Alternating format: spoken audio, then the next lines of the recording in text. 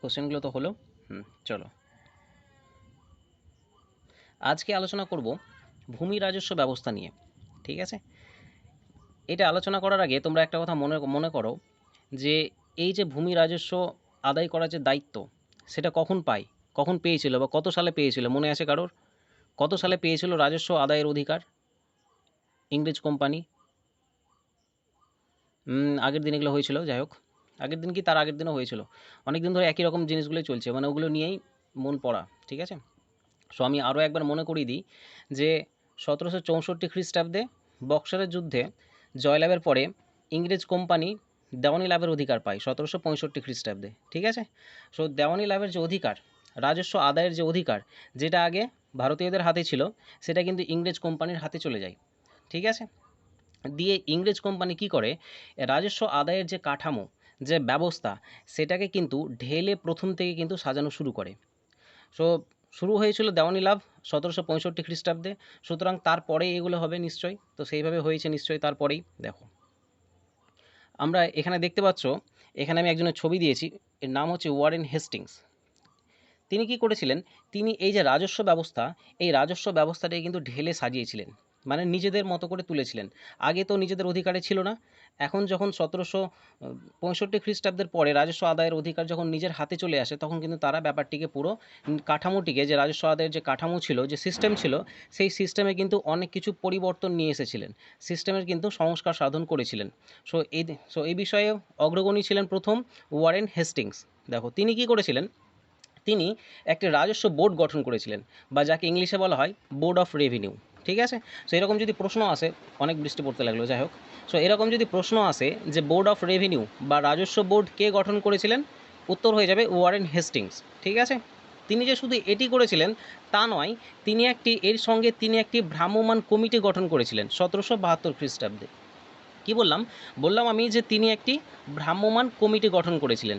এই কমিটির কাজ কী হবে, বা এই কমিটির গঠনের প্রয়োজন কেন হলো, সেটা বলছি। দেখো এই কমিটির কাজ হবে গ্রামের বিভিন্ন জায়গায় গিয়ে, দেখো এই যে ছবিটা দেখতে পাচ্ছ, ঠিক আছে, তোমাদের বাঁ দিকে দেখো উপরে ছাতা আছে, তার নিচে কিছু দেখবে, এক ঘোড়ার উপরে একজন চেপে আছে, আর তারই নিচে দুজন দেখবে খাতায় কিছু একটা লিখছে। ঠিক আছে, সো এই ছবিটার দিকে তোমরা একটু খেয়াল করো। সো এই যে ভ্রাম্যমাণ কমিটি, ভ্রাম্যমাণ অর্থাৎ ঘুরে ঘুরে বেড়াবে, ঠিক আছে, যাযাবর টাইপের।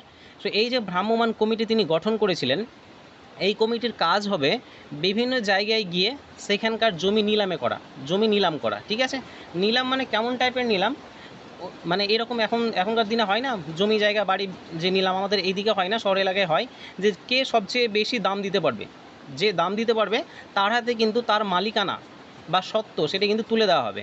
সো এই ভ্রাম্যমাণ কমিটির কাজ ছিল গ্রামের বিভিন্ন জায়গায় গিয়ে সেখানকার জমিগুলো নিলামে করা। যে সবচেয়ে বেশি রাজস্ব দেওয়ার অঙ্গীকার করত, যে বলতো যে আমি সবচেয়ে বেশি রাজস্ব দেব, তার হাতে কিন্তু সেই জমি তুলে দেওয়া হতো এবং তাকে কিন্তু সেখানে চাষবাস করার অধিকার দেওয়া হতো। ঠিক আছে, সো ভ্রাম্যমাণ কমিটি এই জন্যই গঠন করা হয়েছিল, তারা কিন্তু এই কাজটি করত। আর প্রথম দিকে এই যে জমি নিলামের ব্যবস্থা যেটা ছিল, আর যে জমিদারকে যে জমিদার ব্যবস্থা ছিল, সেটি কিন্তু 5 বছরের জন্য ছিল। তাই বলা হয় যে এই ওয়ারেন হেস্টিংস 5 সালা বন্দোবস্ত প্রবর্তন করেছিলেন। 5 সালা বন্দোবস্ত, কারণ তিনি ভূমি বন্দোবস্ত সেটি কিন্তু 5 বছরের জন্য দিয়েছিলেন। এই যে 5 বছরের জন্য ভূমি দেওয়ার প্রথা, এখানে কিন্তু পরবর্তীকালে অনেক ভুল ত্রুটি দেখা দিয়েছিল। তার পরিবর্তে তিনি 1 সালা বন্দোবস্ত শুরু করেন, মানে 5 বছর সরিয়ে এবার 1 বছরের জন্য ভূমি বন্দোবস্ত দেওয়া হয়। ঠিক আছে, সো ওয়ারেন হেস্টিংস প্রথম এই কাজগুলি করেছিলেন। সো আমি আরও একবার রিপিট করছি, তিনি কী কাজ করেছিলেন, তিনি প্রথমে একটি রাজস্ব বোর্ড গঠন করেছিলেন। স্বাভাবিকভাবে এটি দরকার, এটি প্রয়োজন, যাকে ইংলিশে বলা হয় রেভিনিউ বোর্ড। ঠিক আছে, তিনি আরও কী করেছিলেন, তিনি একটি ভ্রাম্যমাণ কমিটি গঠন করেছিলেন, যার কাজ ছিল গ্রামের বিভিন্ন প্রান্তে গিয়ে সেখানকার জমি নিলাম করা। ঠিক আছে, ইংরেজ কোম্পানির হয়ে জমি নিলাম করা এই কমিটির কাজ ছিল। ঠিক আছে, তিনি আরও কী করেছিলেন, তিনি 5 সালা বন্দোবস্ত প্রবর্তন করেছিলেন, অর্থাৎ তিনি ভূমি বন্দোবস্ত 5 বছরের জন্য দেওয়া শুরু করেছিল। পরবর্তীকালে এই 5 বছরের জন্য যে ভূমিদান ব্যবস্থা চলছে, সেখানে কিন্তু অনেক সমস্যা বা ত্রুটি দেখা দিয়েছিল, তাই তিনি 5 বছর সরিয়ে সেখানে কিন্তু 1 বছরের জন্য ভূমি দেওয়ার ব্যবস্থা করেন। ঠিক আছে, বোঝা গেল? চলো আমি দেখিয়ে দিই তোমাদেরকে, একটু লিখে রেখেছি, অসুবিধা নেই। দেখো, রেভিনিউ বোর্ড গঠন করেন, নেক্সট আমি লিখেছি যে ভ্রাম্যমাণ কমিটি গঠন করেন 1772 খ্রিস্টাব্দে। বিশাল বৃষ্টি পড়ছে তাই তো। দেখো নেক্সট যেটা আছে, তিনি পাঁচশালা বন্দোবস্ত প্রবর্তন করেন, যেটা আমি একটু আগে বললাম, ঠিক আছে। আর এই পাঁচশালা বন্দোবস্তের পরে তিনি একশালা বন্দোবস্ত প্রবর্তন করেন। তাহলে এগুলো মনে রাখবে ওয়ারেন হেস্টিংস সম্পর্কে, ঠিক আছে। চলো নেক্সট দেখি। নেক্সট আমরা আরও কিছু ভূমি বন্দোবস্ত নিয়ে আলোচনা করব। সবচেয়ে ইম্পর্টেন্ট হচ্ছে এই দুটি, চিরস্থায়ী বন্দোবস্ত আর রায়তওয়ারি বন্দোবস্ত, ঠিক আছে। দেখো এই যে চিরস্থায়ী বন্দোবস্ত, সেটা নিয়ে প্রথমে আলোচনা করব। 1790 খ্রিস্টাব্দে কর্নওয়ালিস একটি ভূমি বন্দোবস্ত চালু করেছিলেন। সেটি ছিল 10 বছরের জন্য। যেহেতু 10 বছরের জন্য এই ভূমি বন্দোবস্ত ছিল, তাই এর নাম ছিল 10 শালা বন্দোবস্ত, ঠিক আছে। তো সালটি আমি কত বললাম, সালটি এখানে আমি বললাম 1790 খ্রিস্টাব্দে। প্রধানত বাংলা, বিহার এবং উড়িষ্যায় শুরু হয়েছিল, ঠিক আছে। আমি আবারও রিপিট করছি যে 1790 খ্রিস্টাব্দে কর্নওয়ালিস একটি ভূমি বন্দোবস্ত প্রবর্তন করেন। সেটি কত বছরের জন্য? 10 বছরের জন্য ছিল, ঠিক আছে। যেহেতু 10 বছরের জন্য ছিল, তাই এর নাম ছিল 10 শালা বন্দোবস্ত, ঠিক আছে, বা 10 তালা ব্যবস্থা বলতে পারো, ঠিক আছে। এই যে 10 শালা বন্দোবস্ত, যেটি 1790 খ্রিস্টাব্দে তৈরি হয়েছিল বা প্রবর্তন হয়েছিল, সেটি 1793 খ্রিস্টাব্দে, ঠিক আছে, 1793 খ্রিস্টাব্দে নতুন নাম ধারণ করে, যার নাম হয় চিরস্থায়ী বন্দোবস্ত। অর্থাৎ নাম দেখে তোমরা বুঝতে পারছো চিরস্থায়ী। দেখো আগে যেটা ছিল 10 শালা, সেটি এখন হয়ে যায় চিরস্থায়ী। অর্থাৎ আগে যে টাইম পিরিয়ড বেঁধে দেওয়া হয়েছিল যে 10 বছরের জন্য, এখন কিন্তু সেটা চিরস্থায়ী করে দেওয়া হয়েছিল। চিরস্থায়ী অর্থাৎ সারা জীবনের জন্য তোমার কাছে থাকবে জমি, এরকম একটা ব্যাপার, ঠিক আছে। চিরস্থায়ী মানে আগে তো যে টাইমটা দেওয়া হতো, সেই টাইমের পরে তো যে মালিকানা, সেই মালিকানা তো কেড়ে নেওয়া হতো, যে তোমাকে 10 বছরের জন্য দেওয়া হয়েছিল। এবার কি করলেন, এবার ওটা সরিয়ে চিরস্থায়ীভাবে দিয়ে দিলেন, ঠিক আছে। তাই এই বন্দোবস্তের নাম চিরস্থায়ী বন্দোবস্ত। কত খ্রিস্টাব্দে হয়েছিল? এটি হয়েছিল 1793 খ্রিস্টাব্দে, ঠিক আছে। কে প্রবর্তন করেছিলেন? আগে বললাম আমি, প্রবর্তন করেছিলেন কর্নওয়ালিস। দেখো এখানে লেখা আছে যে কর্নওয়ালিস 1790 খ্রিস্টাব্দে বাংলা, বিহার ও উড়িষ্যায় 10 শালা বন্দোবস্ত চালু করেন। এটি 1793 খ্রিস্টাব্দে চিরস্থায়ী বন্দোবস্তে পরিণত হয়, ঠিক আছে। নেক্সট দেখো 2 নম্বরে লেখা আছে যে এই বন্দোবস্তে সূর্যাস্ত আইন ছিল। এই আইনটি কি একটু বলবো, ডিটেলসটা শুধু জেনে রাখো, এমনি পড়বে না, শুধু এটাই, শুধু যদি পরীক্ষায় পড়ে তাহলে এটাই পড়বে যে সূর্যাস্ত আইন কোন ব্যবস্থার সঙ্গে সম্পর্কিত, ঠিক আছে, বলবে চিরস্থায়ী বন্দোবস্ত। এবার আইনটা বলি আমি। দেখো এই যে এই বন্দোবস্তে, চিরস্থায়ী বন্দোবস্তে, সেই যেটা আমি প্রথমে দেখালাম যে জমি নিলাম, ঠিক ওরকমভাবেই ভ্রাম্যমাণ কমিটি কোনো একটি গ্রামে যায়, সেই গ্রামের জমি নিলাম করে এবং কোনো একজন জমিদার সেই জমি কিন্তু গ্রহণ করে, ঠিক আছে, এবং ঠিক সময়ে রাজস্ব দেওয়ার অঙ্গীকার করে। এবার এই যে রাজস্ব দেওয়ার প্রথা, ঠিক আছে, এখানে কিন্তু একটি টাইম পিরিয়ড বেঁধে দেওয়া হয়েছিল। দেখো যদি বলা হয়েছিল সেখানে যে 26 তারিখের মধ্যে রাজস্ব লাগবে, ঠিক আছে, তাহলে এখানে কি বিশেষ বৈশিষ্ট্যটা কি, যে 26 তারিখের সূর্যাস্তের আগে কিন্তু তোমাকে মানে রাজস্ব জমা লাগবে। কাকে জমা লাগবে? জমিদারকে। অর্থাৎ জমিদারকে বলা হয়েছিল যে যেদিন তোমাকে রাজস্ব দেওয়ার কথা বলা হবে, ঠিক আছে, একটি দিন ধার্য করা থাকবে নিশ্চয়ই আগে থেকে, যে অমুক দিনে রাজস্ব যেন আমাদের কোম্পানির কাছে পৌঁছে যায়, একটি টাইম পিরিয়ড থাকবে নিশ্চয়ই। তো তার সঙ্গে অতিরিক্তভাবে এটি লাগানো হয়েছিল যে যেদিন ধার্য করা হবে সেই দিন যেন সূর্যাস্তের আগে রাজস্ব কোম্পানির হাতে চলে আসে। এটি কাকে বলা হয়েছিল? কৃষককে? না, কৃষককে নয়, কারণ কৃষক আর কোম্পানির মাঝে ছিল জমিদার, ঠিক আছে। জমিদার কোম্পানির কাছ থেকে জমি নিতেন, ঠিক আছে, এবং জমিদার নিজে চাষ করতেন না, কিন্তু তিনি কিন্তু কৃষক লাগাতেন, কৃষকদেরকে চাষ করতে দিতেন, ঠিক আছে। তাহলে এখান থেকে একটা কথা মাথায় রাখতে হবে যে কোম্পানি এবং কৃষক এদের মাঝখানে ছিল জমিদার, ঠিক আছে, এদেরকে বলা হয় মধ্যস্বত্বভোগী। বোঝা গেল? তাহলে কোম্পানির তরফ থেকে বলা হয়েছিল যে যেদিন রাজস্ব দেওয়ার কথা থাকবে সেই দিন যেন সূর্যাস্তের আগে রাজস্ব দিয়ে দেওয়া হয়। যেহেতু এরকম করা একটি আইন ছিল, তাই এই আইনকে বলা হয় সূর্যাস্ত আইন। যেহেতু সূর্যাস্তের আগের সব কিছু মিটিয়ে দেওয়ার কথা ছিল, তাই এর নাম সূর্যাস্ত আইন, ঠিক আছে। দেখো আর এখানে 3 নম্বরে যেটা বলা হচ্ছে যে জমিদাররা জমির উপর স্থায়ী অধিকার লাভ করেছিল। এটি বলার অপেক্ষা রাখে না, কারণ তুমি শব্দ থেকে বুঝতে পারছো যে হেডিং দেওয়া আছে চিরস্থায়ী, সেখান থেকে বোঝা যাচ্ছে যে এর উপর স্থায়ী মালিকানা একটি তৈরি হয়েছিল জমিদারদের, ঠিক আছে। আগে তো উচ্ছেদের একটি ব্যাপার ছিল, যে যতটা টাইম পিরিয়ড দেওয়া হয়েছিল সেই টাইম পিরিয়ড শেষ হওয়ার পরে কিন্তু মালিকানা ছেড়ে দিতে হতো, কিন্তু এবার ওরকম নয়, এবার কিন্তু চিরস্থায়ীভাবে হাতে চলে আসে। দেখো এর সঙ্গেই আমি ডান দিকে আরও একটি রেখেছি, সেটি হচ্ছে রায়তওয়ারি বন্দোবস্ত। এই রায়তওয়ারি বন্দোবস্ত 1820 খ্রিস্টাব্দে স্যার টমাস মনরো মাদ্রাজে তৈরি করেন, ঠিক আছে, প্রবর্তন করেন।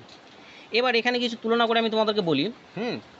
দেখো এই যে চিরস্থায়ী বন্দোবস্ত ছিল, এটি কোম্পানি করেছিল জমিদারদের সঙ্গে, ঠিক আছে। চিরস্থায়ী বন্দোবস্ত কোম্পানি করেছিল জমিদারদের সঙ্গে।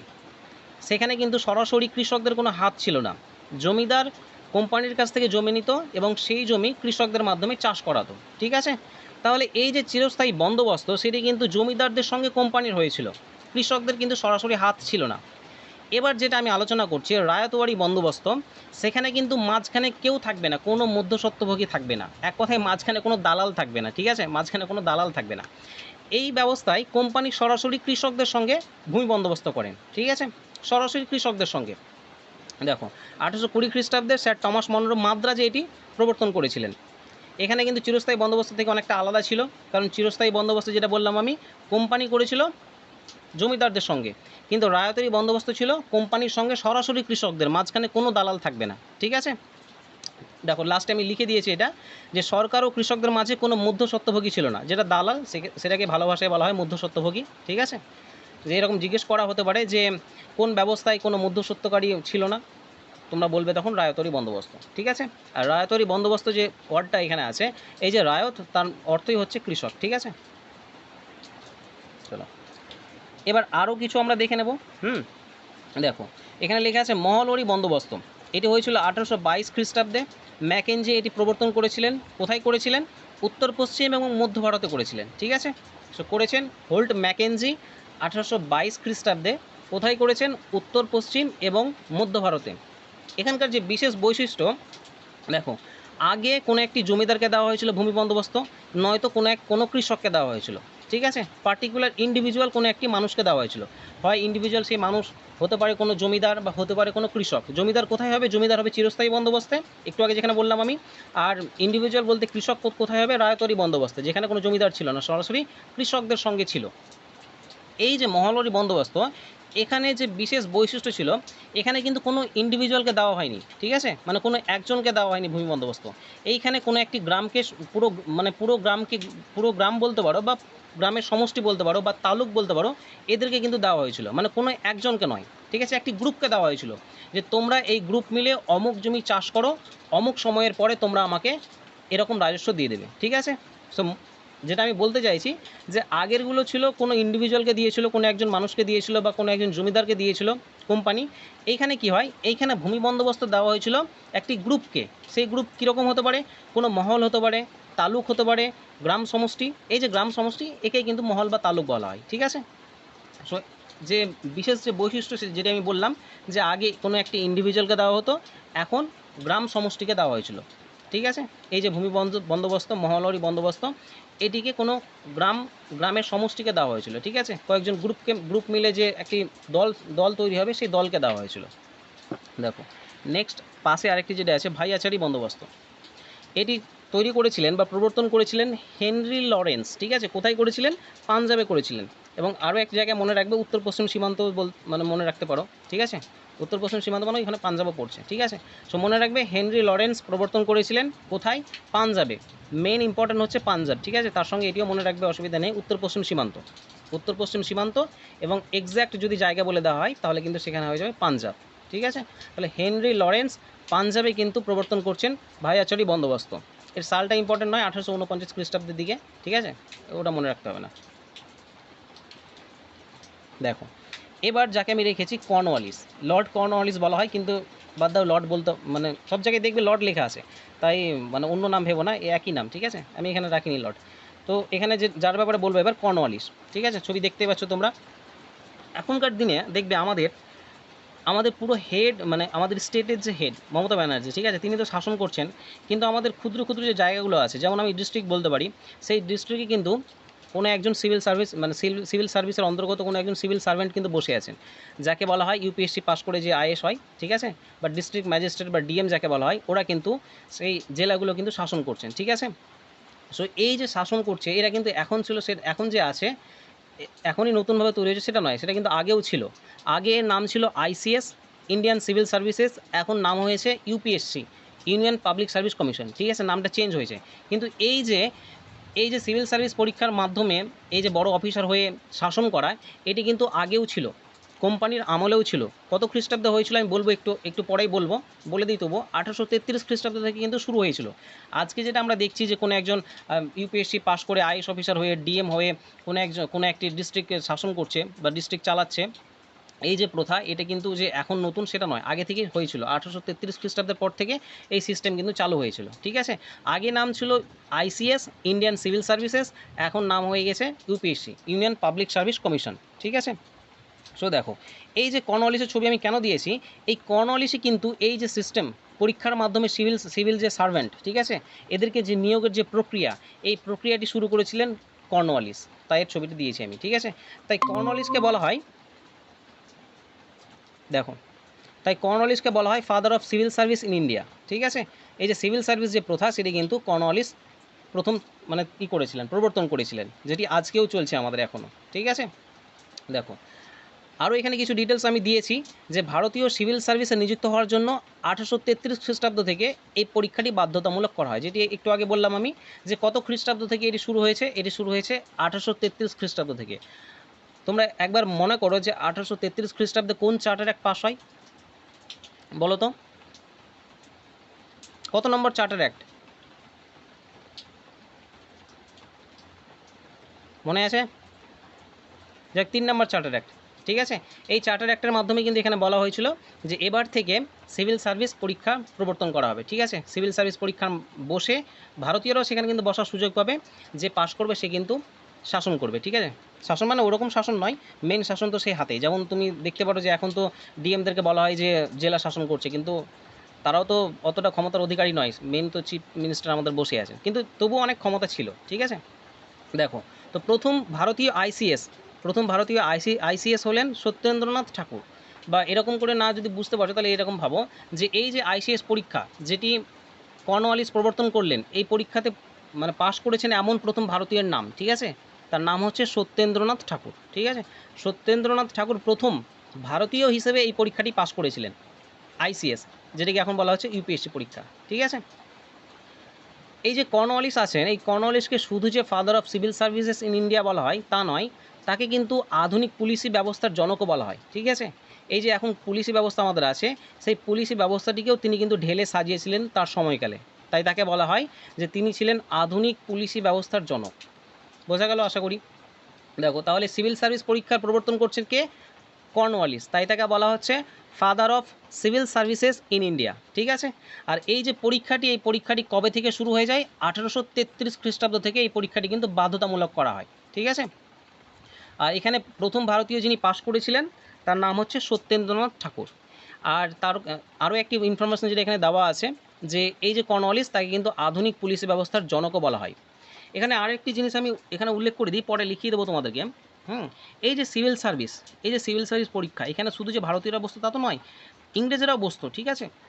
এই যে ওই বিদেশ থেকে এসে, ইংল্যান্ড থেকে এসে ইংরেজরাও কিন্তু বসতো এই পরীক্ষায়।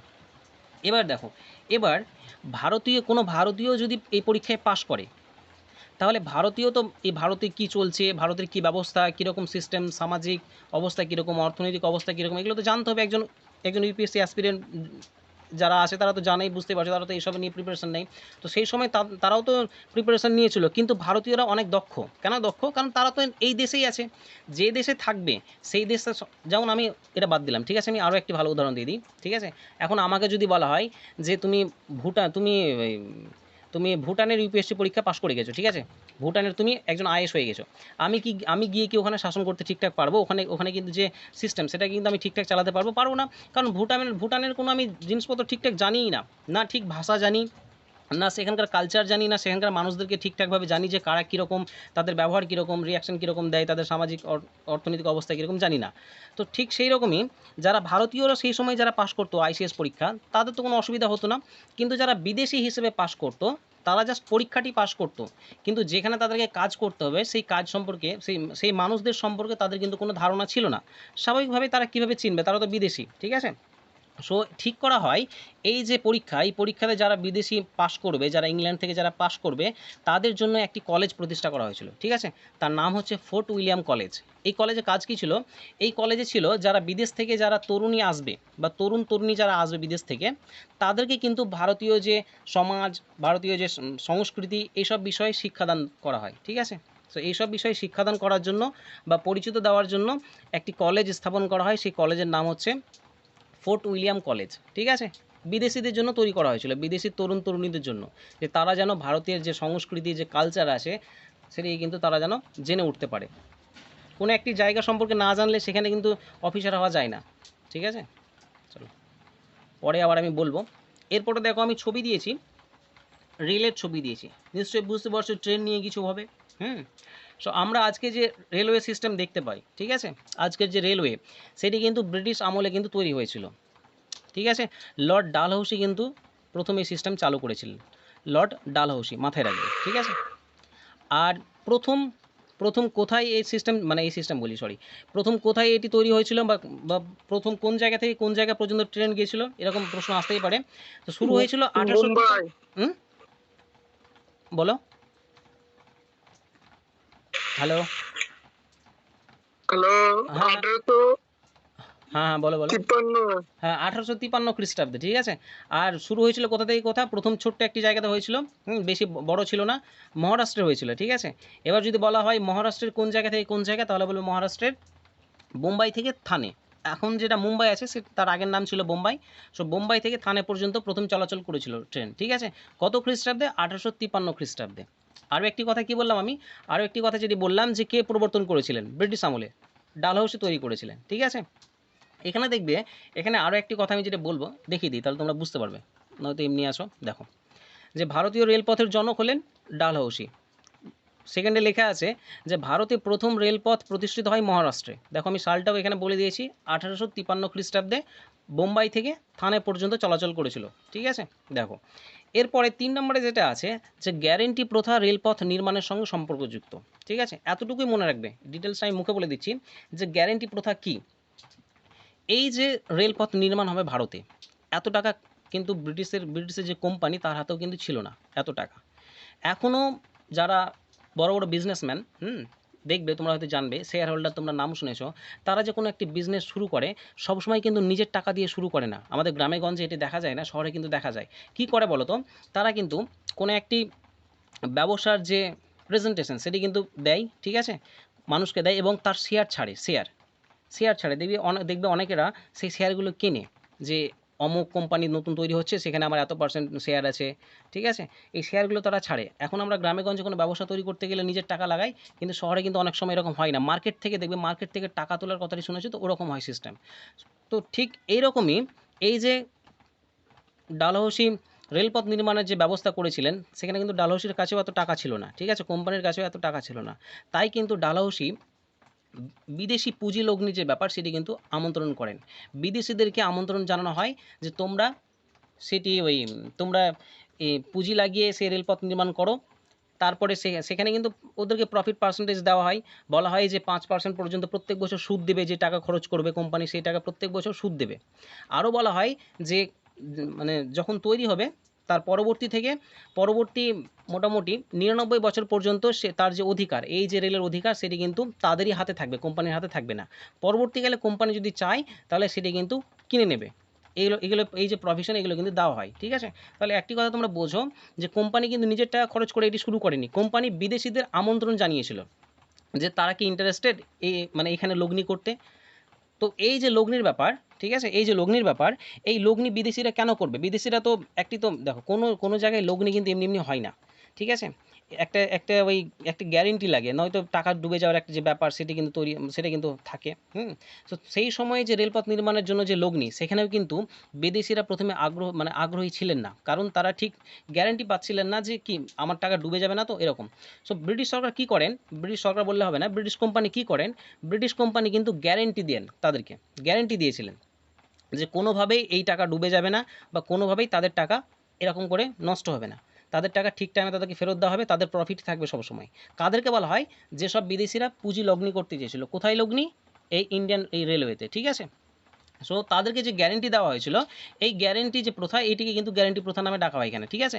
মানে তাদেরকে গ্যারেন্টি দেওয়া হয়েছিল, এই গ্যারেন্টি দেওয়ার যে অঙ্গীকার, তাকেই কিন্তু বলা হয়েছে গ্যারেন্টি প্রথা। সো এই যে গ্যারেন্টি প্রথা, এটি কিন্তু রেলপথ নির্মাণের সঙ্গে সম্পর্কযুক্ত। এটি কোম্পানি দিয়েছিল, বিদেশি যারা পুঁজি লগ্নি করেছিল তাদেরকে কিন্তু দেওয়া হয়েছিল, ঠিক আছে?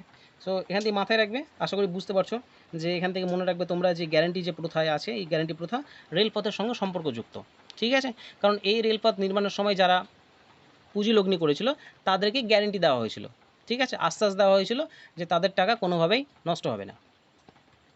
দেখো নেক্সট লিখেছি আমি যে 1920 খ্রিস্টাব্দে উইলিয়াম অ্যাকওয়ার্থ, 1920 খ্রিস্টাব্দে উইলিয়াম অ্যাকওয়ার্থ রেল ব্যবস্থার সম্প্রসারণের জন্য অ্যাকওয়ার্থ কমিটি গঠন করেন, ঠিক আছে? এটা মনে রাখবে যে অ্যাকওয়ার্থ একটি কমিটি রেল ব্যবস্থা সম্প্রসারণের জন্য, মানে যতদূর রেলপথ হয়েছে, প্রতিষ্ঠা হয়েছে, আরও সম্প্রসারণ, মানে বুঝতে পারছো যে আরও হবে, ঠিক আছে? দেখো নেক্সট আমি যেটা লিখেছি যে গভর্নর জেনারেল কার্জন, একেও কিন্তু লর্ড কার্জন বলা হয়, ঠিক আছে? গভর্নর জেনারেল কার্জন 1905 খ্রিস্টাব্দে রেলওয়ে বোর্ড গঠন করেন, এটিও মাথায় রাখবে, অসুবিধা নেই, ছোট প্রশ্ন হিসেবে।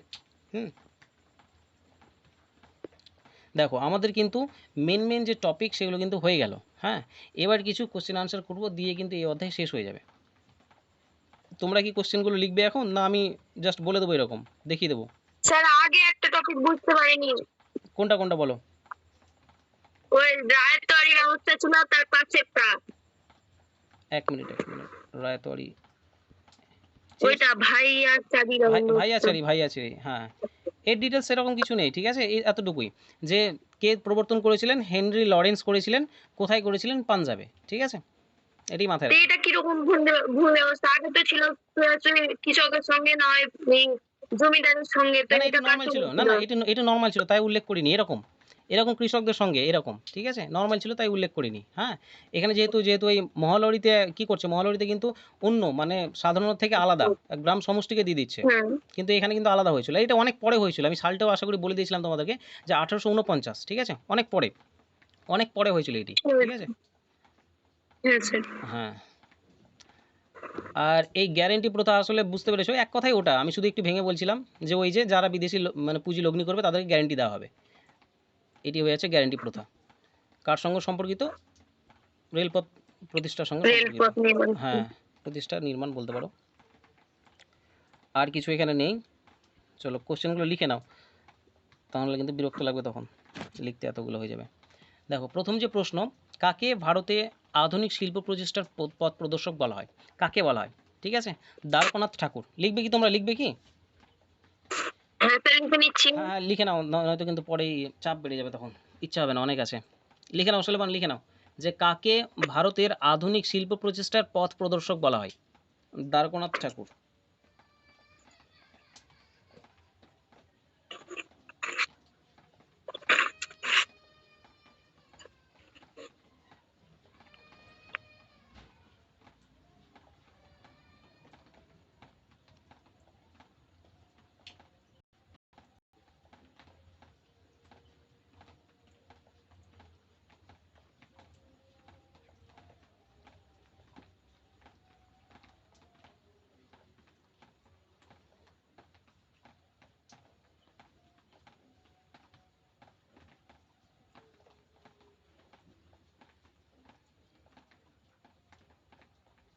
হয়েছে এটা? সুলেমান লিখছো? হ্যাঁ স্যার লিখছি। লিখে নাও, না হলে কিন্তু পরে কিন্তু আর টাইম হবে না।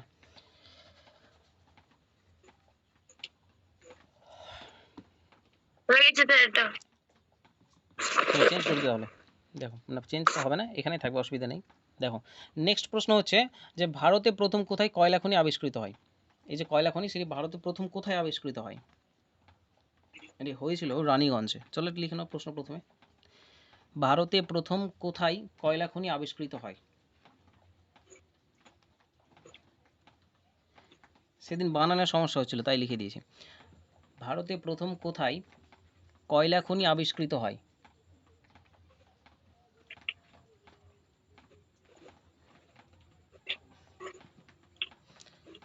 উত্তর হয়ে যাবে রানীগঞ্জে।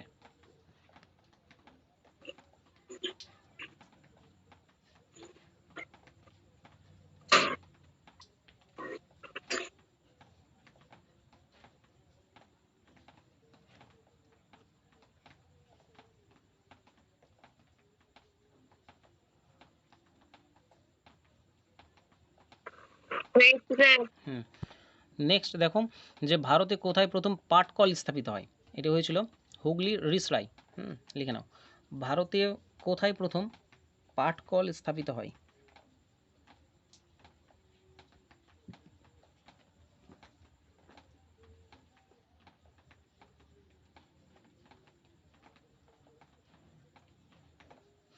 হুগলির রিসরাই। রিসরাই বানানটা দেখে নিও, মূর্ধন্য ষ হবে।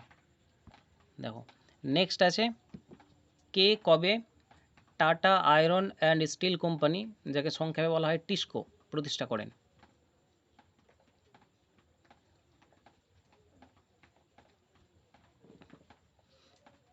কে কবে tata iron and steel company TISCO প্রতিষ্ঠা করেন? জামশেদজি টাটা 1907 খ্রিস্টাব্দে।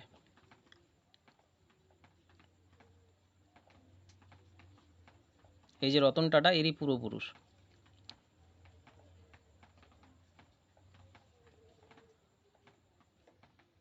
কে কবে tata iron and steel company, সংক্ষেপে বলা হয় টিস্কো, প্রতিষ্ঠা করেন? জামশেদজি টাটা 1907 খ্রিস্টাব্দে। হয়ে গেছে? স্যার লাস্টেরটা করছি। হ্যাঁ করো।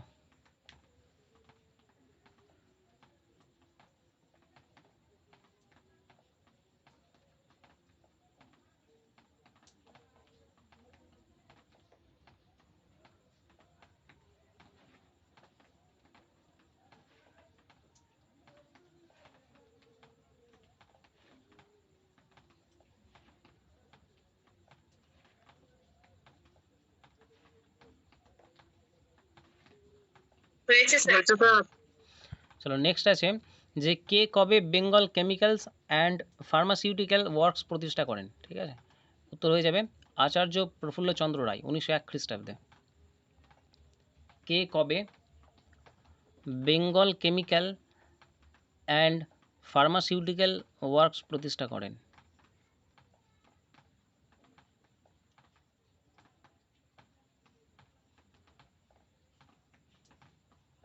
উত্তর হয়ে যাবে আচার্য প্রফুল্লচন্দ্র রায় 1901 খ্রিস্টাব্দে। দেখো নেক্সট হবে যে 1812 খ্রিস্টাব্দে কে কোথায় কাগজ কল প্রতিষ্ঠা করেন? 1812 খ্রিস্টাব্দে কে কোথায় কাগজ কল প্রতিষ্ঠা করেন?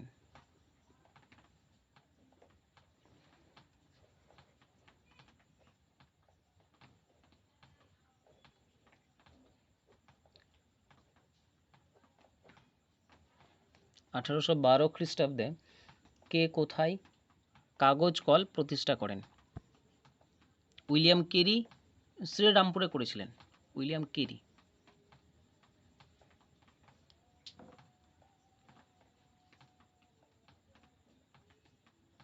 উইলিয়াম কেরি শ্রীরামপুরে করেছিলেন। চলো নেক্সট, যে কোথায় প্রথম সিমেন্ট কারখানা গড়ে ওঠে? স্যার কাছে।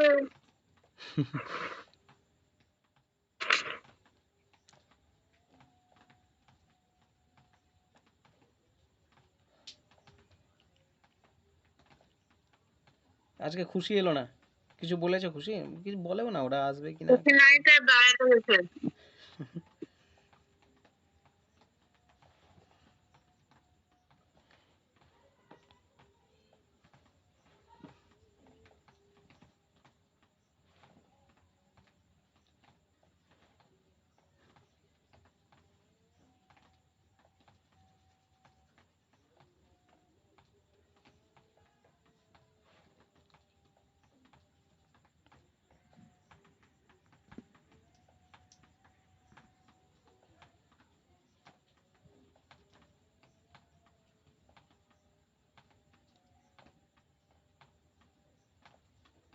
চলো এর উত্তর হয়ে যাবে মাদ্রাজে।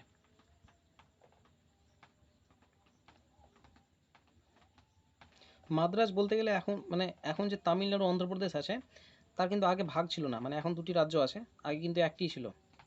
এটা কিন্তু একসঙ্গে বলা হতো মাদ্রাজ। মাদ্রাজ বলতে গেলে আজকের অন্ধ্রপ্রদেশ, তামিলনাড়ু। তারপরে বলেন স্যার। তারপরে হয়ে যাচ্ছে যে কারা কবে বিশ্বেশ্বরা আয়রন অ্যান্ড স্টিল প্ল্যান্ট প্রতিষ্ঠা করেন, ঠিক আছে? বিশ্বেশ্বরাইয়া আয়রন অ্যান্ড স্টিল প্ল্যান্ট প্রতিষ্ঠা করেন। চলো উত্তর দেখিয়ে দিই। উত্তর হয়ে যাচ্ছে এম বিশ্বেশ্বরাইয়া ও কৃষ্ণ রাজা ওয়াদিয়ার, সাল 1923 খ্রিস্টাব্দে।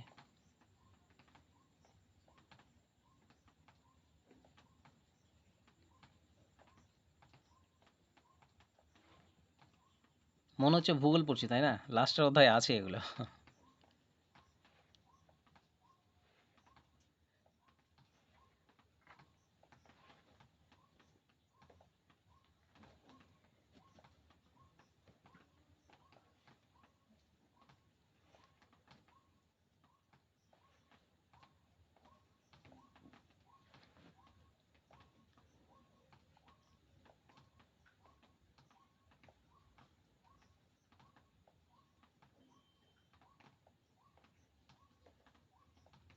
চলো আশা করি হয়েছে। চেঞ্জ করবো?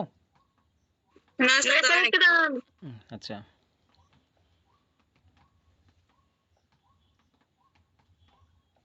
করেন স্যার, চেক করুন। তখন হয়ে যাক, যেহেতু এটা লাস্ট তো পুরো স্লাইডই চেঞ্জ হয়ে যাবে তখন। হয়েছে স্যার। হুম, সবনা হয়েছে। চলো। স্যার দাঁড়ান, হয়নি। হুম হুম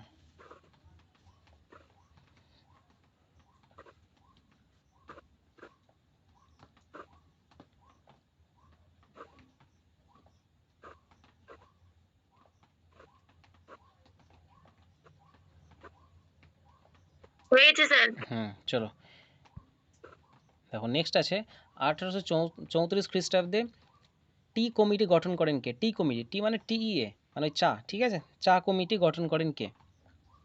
হয়ে যাবে উইলিয়াম বেন্টিং। 1834 খ্রিস্টাব্দে টি কমিটি গঠন করেন কে? এই টি হচ্ছে চা, চা টিইএ। উত্তর হয়ে যাবে উইলিয়াম বেন্টিং।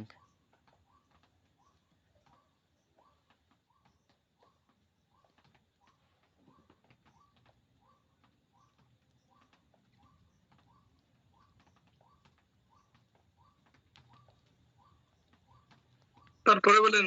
চলো দেখি, তারপরে আছে কে কবে প্রথম স্বদেশী জাহাজ কোম্পানি প্রতিষ্ঠা করেন? কে কবে প্রথম স্বদেশী জাহাজ কোম্পানি প্রতিষ্ঠা করেন? দেখো উত্তর হয়ে যাবে, একটু পরে বলছি, লিখে নাও। কে কবে প্রথম স্বদেশী জাহাজ কোম্পানি প্রতিষ্ঠা করেন?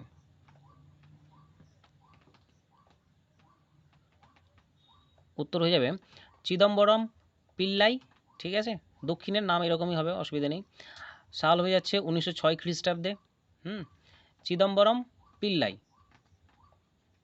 1906 খ্রিস্টাব্দে। কোম্পানির নাম ছিল স্বদেশী স্টিম নেভিগেশন কোম্পানি।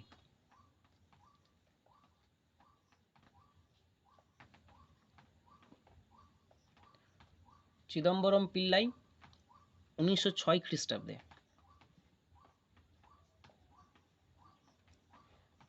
আর এই কোম্পানির নাম ছিল স্বদেশী স্টিম নেভিগেশন কোম্পানি।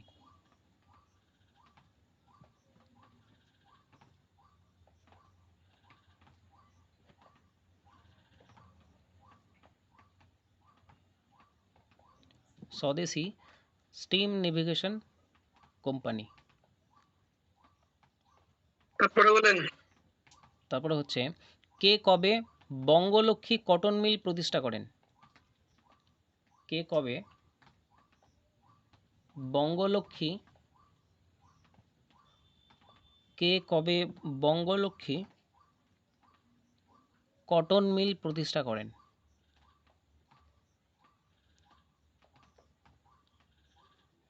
কে কবে বঙ্গলক্ষ্মী কটন মিল প্রতিষ্ঠা করেন?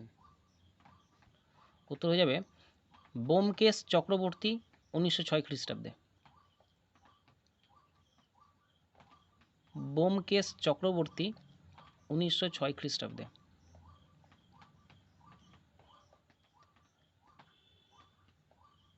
ব্যোমকেশ চক্রবর্তী, 1906 খ্রিস্টাব্দে।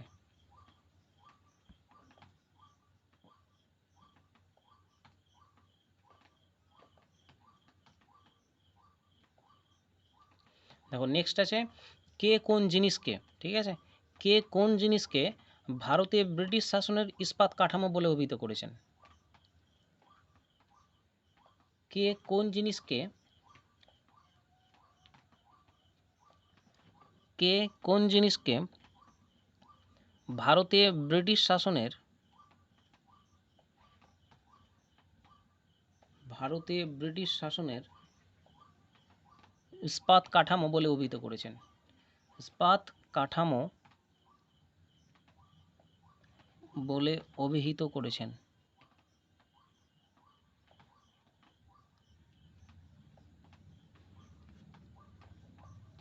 দেখো উত্তর হয়ে যাবে শেখর বন্দ্যোপাধ্যায়।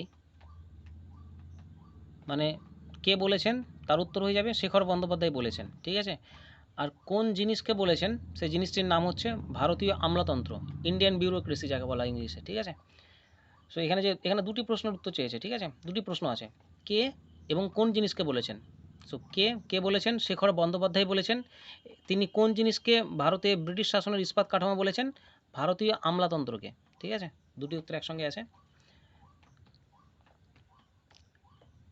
শেখর বন্দ্যোপাধ্যায় ভারতীয় আমলাতন্ত্রকে বলেছেন। আমলাতন্ত্রটা কি? আমলাতন্ত্র ওই আমলা, থামো বলে দিচ্ছি আমি। ওই যে ওই সিভিল সার্ভেন্ট যারা নাই, এদেরকে আমলা বলা হয়। ওই যে বিশেষ অফিসার হয়, বিডিও, এরা আমলা, এসডিও, তারপরে ডিএম, এরা কিন্তু আমলা।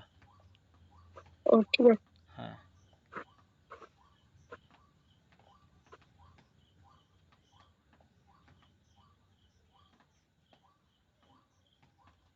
এরা সবাই সেই সিভিল সার্ভিস পরীক্ষা দিয়ে আমলা হয়।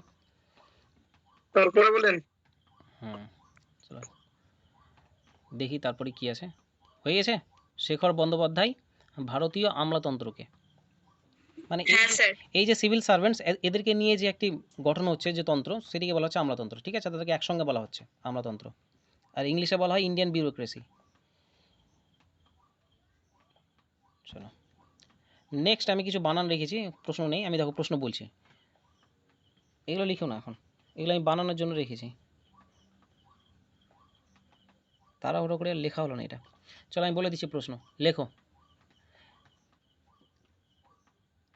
কে কবে এবং কোথায়? নেক্সট প্রশ্ন হচ্ছে কে, সবাই শুরু করেছে তো? হ্যাঁ, কে কবে এবং কোথায় ফোর্ট উইলিয়াম কলেজ প্রতিষ্ঠা করেন?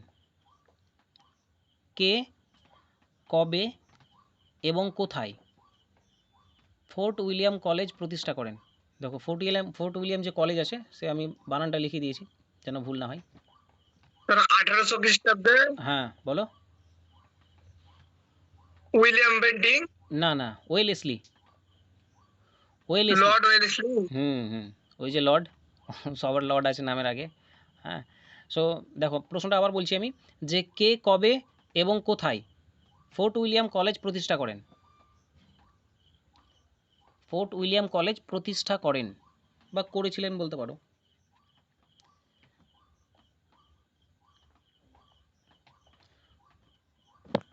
উত্তর হয়ে যাবে যে ওয়েলেসলি,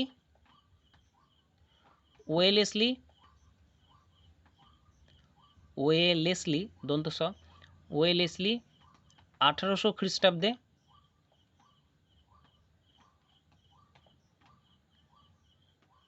1800 খ্রিস্টাব্দে কলকাতায়, ঠিক আছে। যেটা আমি পড়ানোর সময় বললাম যে এই কলেজে কি করা হতো, যারা বিদেশ থেকে তরুণ তরুণী আসতো, অফিসার, তাদেরকে কিন্তু এই কলেজে শিক্ষা দেওয়া হতো। কী বিষয়ে শিক্ষা দেওয়া হতো? ভারত সম্পর্কে শিক্ষা দেওয়া হতো, ভারতের মানে ওই যে সোশ্যাল যে অবস্থা, তারপরে কালচারাল যে অবস্থা, সেগুলো সম্পর্কে কিন্তু জানানো হতো, তাদেরকে কিন্তু শিক্ষা দেওয়া হতো। Fort William college. দেখো নেক্সট লেখো যে কী লিখবে নেক্সট, লেখো এই যে একটি গ্রন্থ আছে এখানে লেখা আছে, লেখো যে পভার্টি অ্যান্ড আনব্রিটিশ, এটা ইন ব্রিটিশ হয়ে গেছে, ঠিক আছে, এটা আন করবে, ইউএন করবে, ঠিক আছে। এই গ্রন্থটি কে লিখেছেন? লেখো poverty and un-British rule in India, গ্রন্থটি কার? পভার্টি অ্যান্ড আনব্রিটিশ লিখবে, ওখানে ইউএন আন দেবে, ইন হয়ে গেছে ভুল করে। Poverty and un-British rule in India গ্রন্থটি কার?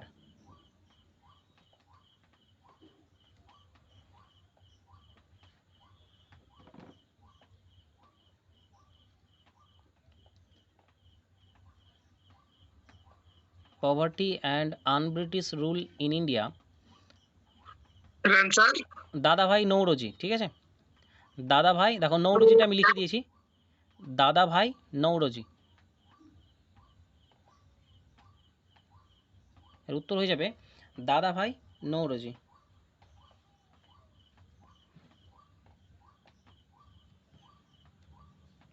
তারপরে বলেন।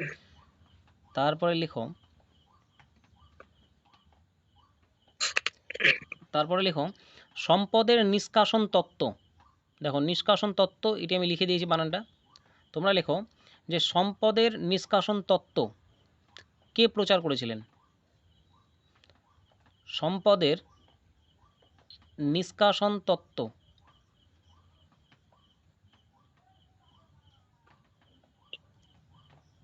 কে তারপরে স্যার? প্রচার করেছিলেন?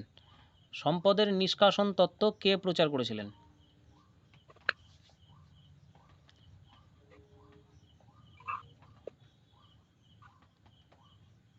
অ্যান্সার আনসার ওই একই আগের মতোই, দাদাভাই নৌরোজি। ঠিক আছে, সম্পদের নিষ্কাশন তত্ত্ব কে প্রচার করেছিলেন? এই তত্ত্বটি কি বলে দিচ্ছি একটু আমি, যে 1757 খ্রিস্টাব্দে পলাশির যুদ্ধে যখন ইংরেজরা জয় করলো, তখন থেকে কিন্তু ইংরেজরা ভারতীয়দের কাছ থেকে, বিশেষ করে যে নবাব, সেই নবাবের কাছ থেকে অনেক টাকা কিন্তু আত্মসাৎ করেছিল।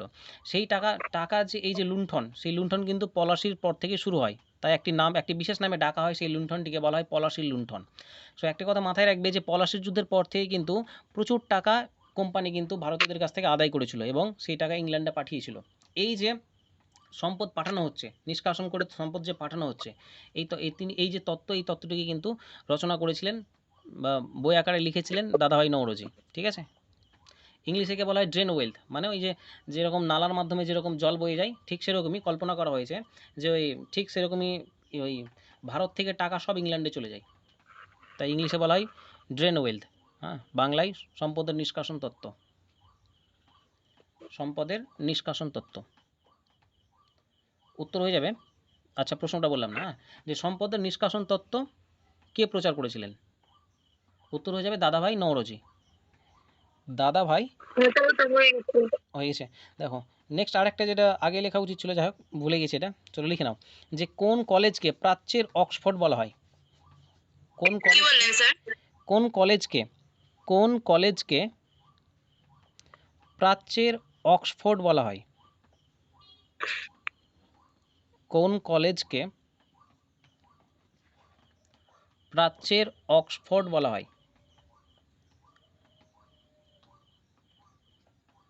প্রাচ্যের অক্সফোর্ড বলা হয়।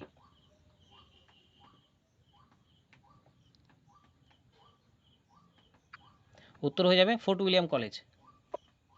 ফোর্ট উইলিয়াম কলেজ প্রাচ্যের অক্সফোর্ড বলা হয়, ফোর্ট উইলিয়াম কলেজকে।